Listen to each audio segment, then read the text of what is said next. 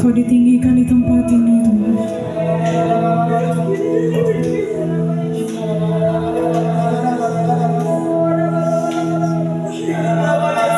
Raja, Sang Pemilik hidup kami.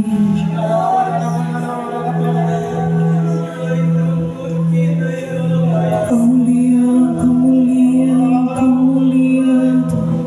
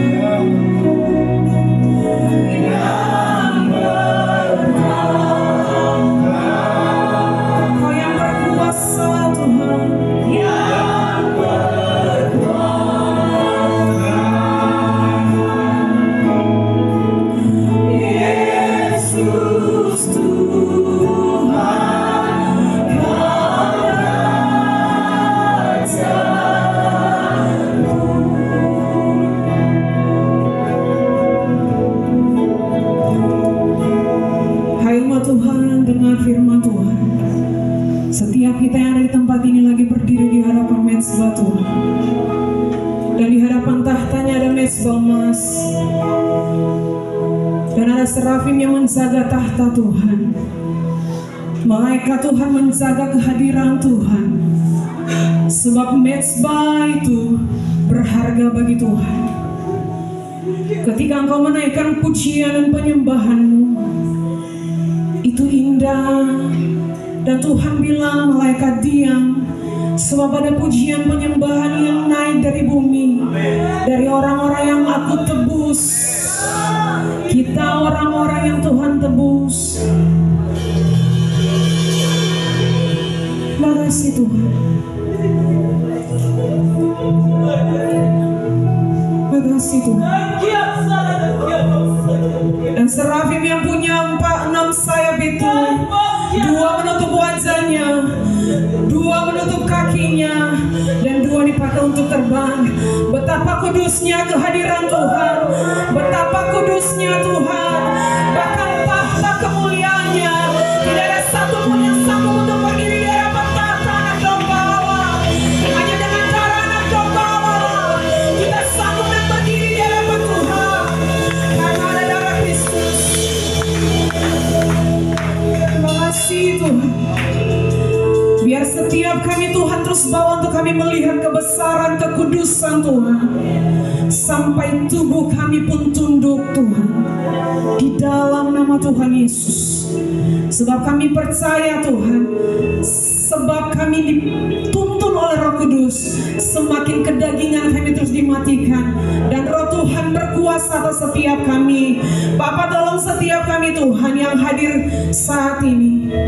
Biarlah firman Tuhan yang datang menguatkan setiap kami. Karena kami percaya firman Tuhan itu pelita.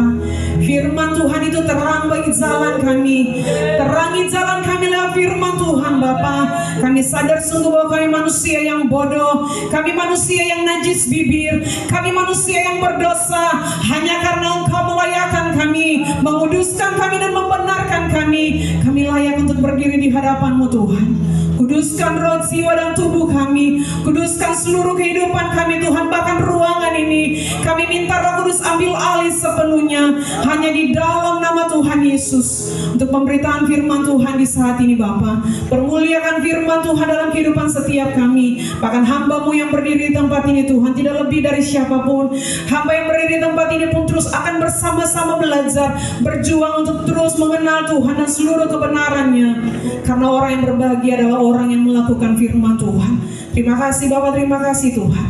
Di dalam nama Tuhan Yesus firman yang hidup, kami siap mendengarkan firman-Mu. Amin.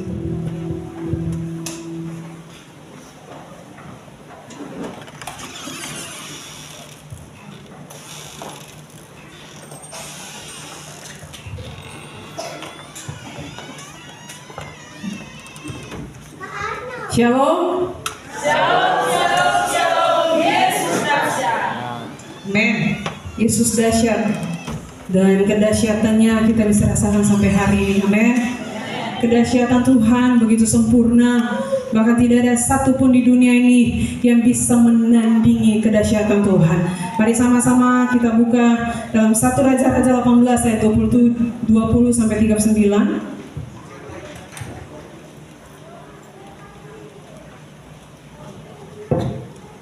1 Raja-Raja 18 ayat 20 sampai 39.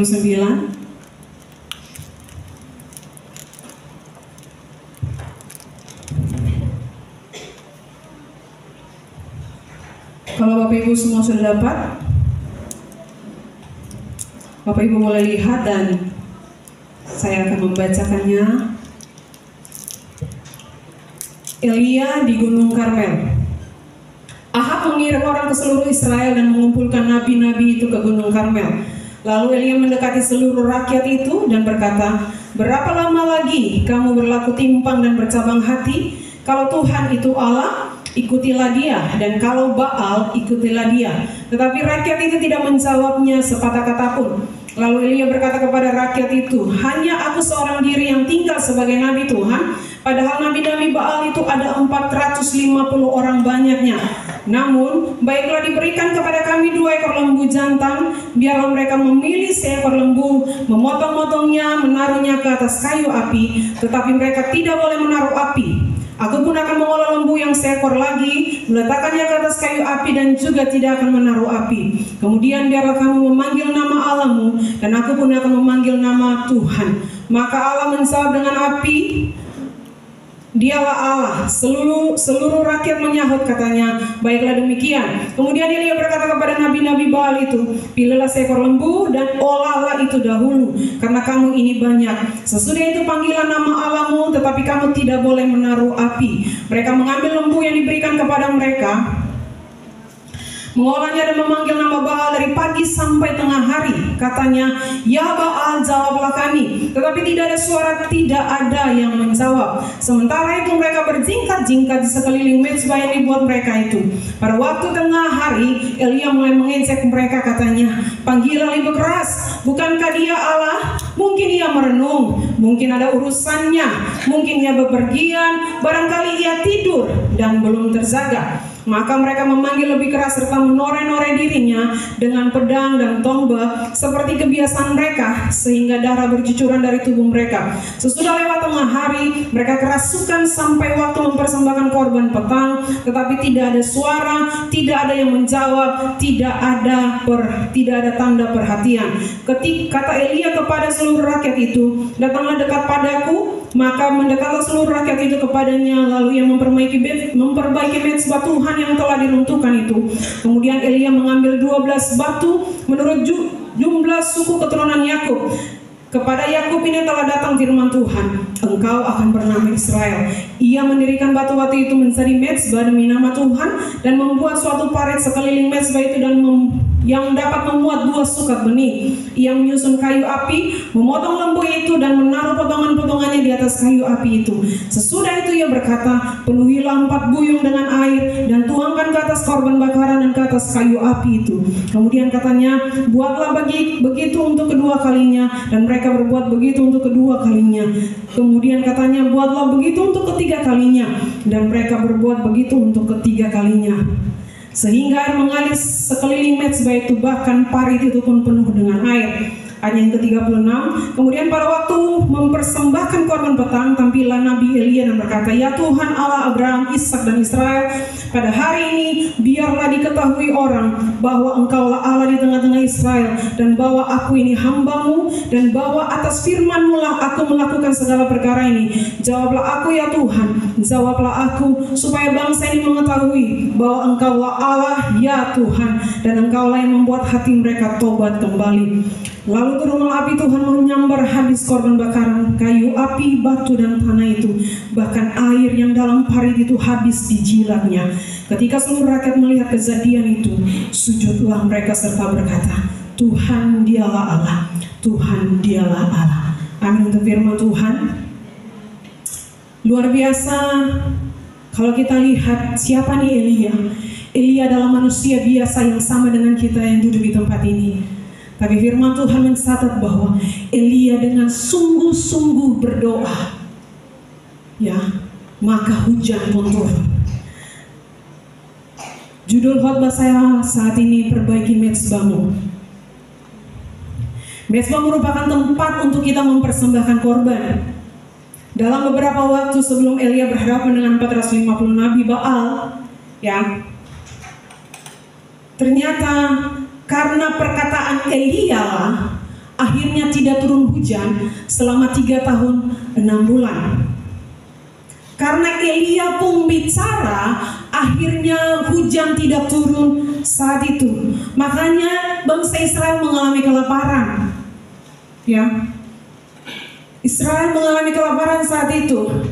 Dan perkataan Elia ini membuat Raja Ahab tidak senang. Makanya ketika bahkan Isabel pun istri daripada Ahab ini, ya, dia membunuh nabi-nabi Tuhan saat itu. Ya, Isabel dia membunuh banyak nabi Tuhan. Tapi ketika diketahui maksud dan tujuan daripada Isabel, Tuhan perintahkan Elia untuk pergi bersembunyi di Sungai Kerit. Dan bahkan Obadza pun menyembunyikan 100 nabi Tuhan di dalam goa. Bahkan dia bagi dalam dua tempat, ada yang 50. Dia memberi makan nabi-nabi Tuhan di dalam goa. Tapi Tuhan membawa Elia untuk bersembunyi di Sungai Kerit. Makanya sampai Tuhan bilang pergi bersembunyi, sebab di sana Tuhan akan perintahkan burung gagak untuk memberi makan kepada Elia. Ya, ternyata pernyataan Tuhan pada waktu zaman perjanjian lama yang kita tahu bahwa itu tidak sangat enak di telinga. Setiap pernyataan Tuhan atau teguran Tuhan pasti tidak enak, bahkan daging akan berontak. Dan ini bukan hal yang baru bagi setiap kita. Firman Tuhan mencatat setiap suara Tuhan itu tidak enak di telinga, bahkan daging pun berontak. Tapi ada nabi-nabi Baal atau nabi-nabi yang bukan daripada Tuhan yang bilang aman, aman, aman, dan aman. Sekalipun kamu berpaling daripada Tuhan, tapi keadaanmu pasti baik-baik saja. Ya, akhirnya Isabel ingin membunuh Elia pada saat itu.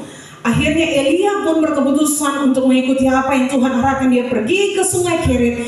Dia ada di sana. Sampai pada waktunya dia bertemu dengan Obadza, karena Raja Ahab suruh untuk mencari Elia untuk dibunuh. Ya, Isabel harus berkuasa, bahkan seorang istri berkuasa, dan kalau kita lihat, ya, Elia pada saat itu ketika dia berjumpa dengan Obadza, Elia bilang kepada Obadza, pergi dan sampaikan kepada Ahab, aku di sini. Makanya Obadza takut. Aduh Tuhan, kalau Tuhan Tuhan suruh saya pergi, nanti saya akan dibunuh. Karena selama ini Ahab menyuruh saya untuk mencari kamu. Tapi atas perkataan daripada Elia, pergi dan sampaikan bahwa aku di sini dan ingin berjumpa dengan Raja Ahab. Dan akhirnya mereka memilih untuk bertemu di Gunung Karmel. Ya. Kalau kita baca dari firman Tuhan tadi, ya, semua keadaan di Israel saat itu kekeringan, kelaparan. Nah, kadang keadaan di sekeliling kita, keadaan di hidup kita membuat kita menjauh dari Mezbah itu.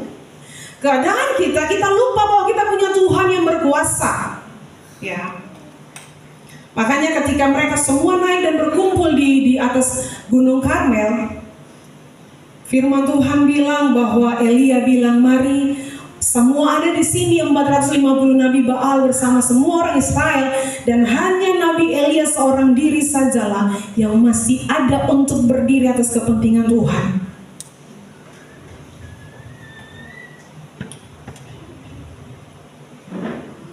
Ketika Elia bilang, ayo kamu yang duluan 450 nabi Baal, ambil satu lembu, potong dan jangan taruh api di sana. Ya. Sampai mereka memanggil nama Tuhan mereka, Baal mereka, Allah mereka, ya, mereka panggil firman Tuhan mencatat dari pagi sampai siang. Jadi artinya dari pagi sampai jam 12 siang. Mereka panggil dan tidak ada api yang turun untuk membakar korban mereka di atas mezbah itu. Sampai pada akhirnya mereka pun menoreh-noreh diri mereka dengan pedang dan darah bercucuran. Sampai akhirnya Elia lihat itu, lalu Elia mengejek mereka, panggil lebih keras lagi. Mangkali kamu pun Tuhan ada tidur, mangkali Tuhanmu lagi santai, panggil lebih lagi. Ya, makanya waktu mereka panggil, Elia duduk santai dan lihat mereka apa yang mereka buat. Tapi hasilnya pada saat menjelang petang, Elia memutuskan untuk ini waktunya untuk Elia mempersembahkan korban. Artinya yang ke-30 saat Elia tiba mempersembahkan korban, Elia pergi dan dia memperbaiki mezbah yang telah runtuh tadi. Ayat yang ke-30, kata Elia kepada seluruh rakyat itu, datanglah dekat kepadaku, maka mendekatlah seluruh rakyat itu kepadanya. Lalu Elia memperbaiki mezbah Tuhan yang telah diruntuhkan itu. Elia memutuskan untuk memperbaiki mezbah yang telah diruntuhkan. Mezbah yang tadinya Nabi Baal pakai untuk mempersembahkan korban kepada Allah mereka, tapi kemudian mezbah itu hancur, atau orang bilang talamburang. Akhirnya Elia memutuskan untuk pergi dan mengambil 12 batu, menyusunnya, kemudian mengambil kayu api, menaruh di atas mezbah itu, kemudian dia potong-potong lembu itu, kemudian dia menyuruh beberapa orang untuk ambil air. Bapak Ibu ketika baca firman Tuhan ini, pada saat itu ada kekeringan, mau ambil air di mana? Ya, saat itu kekeringan dan hujan tidak turun. Bagaimana Elia bisa perintahkan mereka untuk ambil air? Ini hal yang menjadi kemustahilan. Tapi ketika kita memperbaiki mezbah, segala sesuatu dipersiapkan oleh Tuhan. Bukan ketika Abraham mempersembahkan Ishak, ya, dia bilang bahwa Tuhan akan menyediakan. Padahal dia tahu bahwa Ishak lah yang menjadi korban, ya. Tapi Abraham berkata kepada bujangnya bahwa Tuhan akan menyediakan. Kalau dalam pandangan kita, ya, itu mustahil, tidak ada korban. Padahal Abraham tahu bahwa Ishak adalah yang Tuhan minta untuk dikorbankan. Elia tahu bahwa hari itu ada kekeringan selama 3 tahun 6 bulan dan terjadi kelaparan. Tapi Elia ketika memperbaiki mezbah itu, Elia perkatakan perkataan iman, pergi dan ambil air 4 buyung, dan mereka lakukan itu sebanyak 3 kali. Artinya 12 buyung yang mereka harus siram sampai kayu api itu pun basah, korban itu basah, bahkan semua yang ada di parit itu, ya, terpenuh dengan air. Itu hal yang mustahil. Tapi inti daripada semua ini, ketika kita bersepakat untuk memperbaiki mezbah Tuhan, Tuhan akan menyediakan segala sesuatu. Dari yang tidak mungkin menjadi mungkin. Makanya berkeputusan untuk taat dan dengar apa yang Tuhan bilang, perbaiki mezbah. Karena ketika kita memperbaiki mezbah, segala sesuatu akan disediakan di sana, di mezbah Tuhan.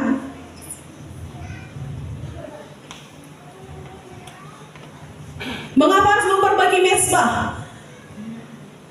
Karena yang pertama, mezbah penting. Karena mezbah merupakan tempat penyembelihan. Yang kedua, mezbah merupakan tempat peninggian di sana. Yang ketiga, mezbah merupakan tempat untuk api Tuhan turun. Jadi kalau ada mezbah, ya, korban itu apa yang kita mau bawa buat Tuhan. Tapi kalau tidak ada mezbah, korban itu akan percuma. Makanya sangat penting mezbah di kehidupan kita, di keluarga kita, di gereja Tuhan, di mana saja. Di gereja Tuhan apalagi, di rumah kita apalagi, mezbah Tuhan harus ada dan tetap menyala di sana. Kalau kita lihat perjanjian lama, mezbah di rumah Tuhan, di bait Allah itu, setiap imam harus membakar dan harus tetap menyala di sana. Bahkan setiap hari mereka harus mempersembahkan korban petang, bahkan korban apapun mereka harus persembahkan di sana. Nah, mezbah merupakan tempat penyembelihan. Sebagai apa mezbah itu? Korban, ada korban yang kita harus tinggalkan di sana. Nah, korban sudah pasti tidak enak. Korban artinya kita menderita di sana. Korban artinya ada daging yang disayat. Ya, makanya kalau kita tahu bahwa kita lagi berdiri di hadapan mezbah Tuhan, semakin hari kedagingan kita, semakin akan Tuhan kikis. Ya, semakin kita tahu bahwa di hadapan kita ada mezbah Tuhan, kita makin pelan-pelan semua kemanusiaan kita, kedagingan kita, satu persatu dari yang 1000 menjadi akhirnya Tuhan berubah dan berubah. Mari tetaplah sadar bahwa kita adalah berdiri dalam mezbah Tuhan.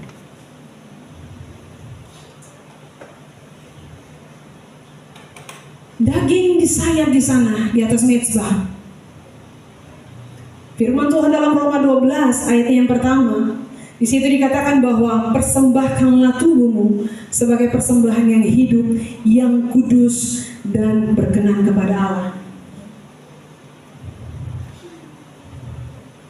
Bagaimana kita bisa tahu, bagaimana si ibu, bagaimana si kakak kalau kita tahu bahwa beta punya hidup ini saat ini lagi jadi korban buat Tuhan?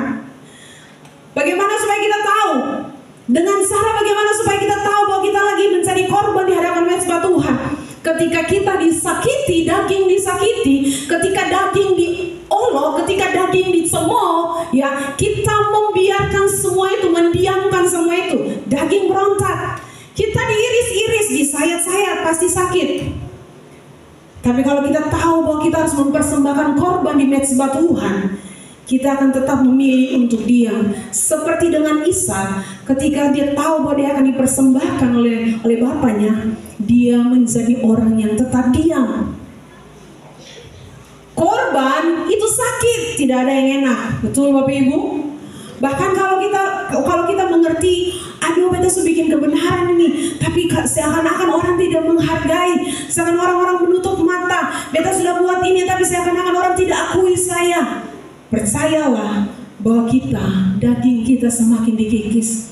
Ingat, di mezbah tidak ada pengakuan. Di mezbah tidak ada pujian di sana. Di mezbah yang ada cuma daging kita sakit di sana.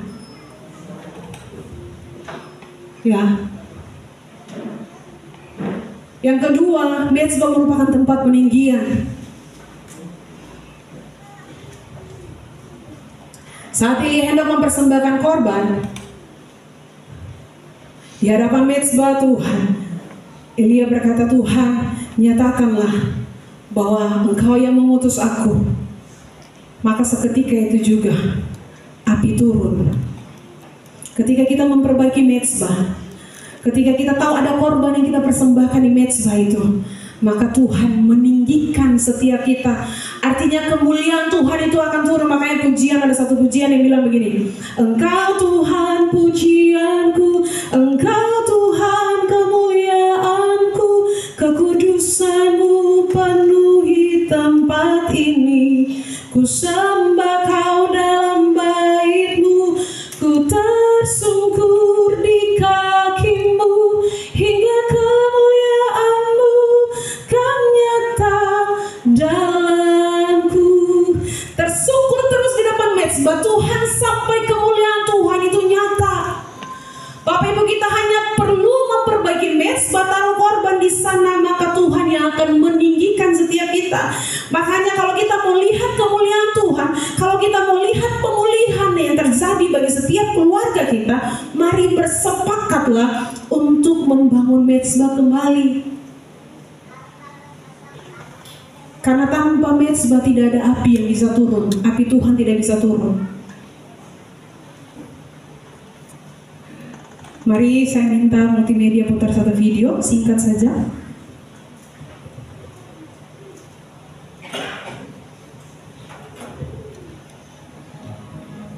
Lakukanlah lagi.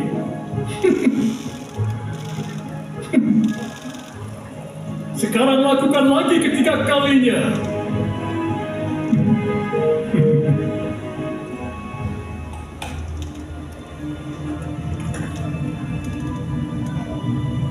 Oh Tuhan, Allah Abraham, Ishak dan Yakub, buktikan hari ini bahwa Kau adalah Allah Israel dan akulah hamba-Mu. Buktikan bahwa aku melakukan semua ini atas perintah-Mu, oh Tuhan. Jawablah aku agar semua orang tahu bahwa Engkau Tuhan adalah Allah dan Engkau telah membawa mereka kembali padamu.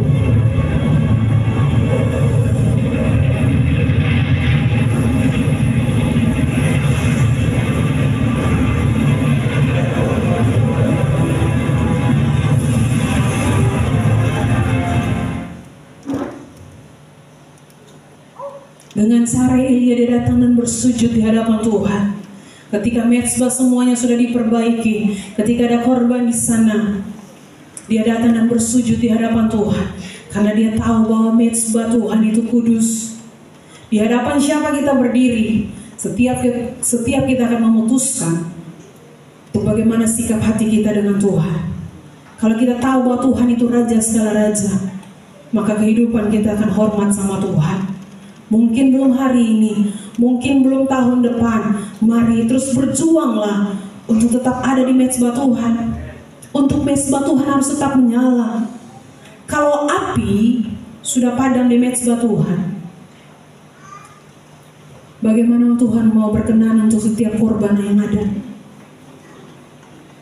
Jangan pernah engkau berpikir soal apapun dalam hidupmu, sebab Tuhan bilang, Akulah Alfa dan Omega. Dia yang awal menyertai bangsa Israel, Dia juga yang akan menyertai setiap kita sampai Tuhan datang kembali. Jangan pernah ragu sama Tuhan. Keadaan pada zaman itu, mereka mendua hati, bercabang hati. Karena keadaan sukar, kelaparan terjadi, maka mereka mulai khawatir dengan Tuhan, ragu dengan Tuhan. Tapi kalau kita tahu bahwa kita punya Tuhan yang besar, ya, mari berkeputusanlah untuk memperbaiki mezbah setiap kita yang ada di rumah, mezbah pribadi, ya. Karena Ibu Pendetona bilang, gereja yang kuat adalah gereja yang berdoa, keluarga yang kuat adalah keluarga yang berdoa, jiwa yang kuat adalah jiwa yang berdoa. Makanya kita manusia lemah datang perbaiki mezbah, berdiri di sana, taruh korban supaya api Tuhan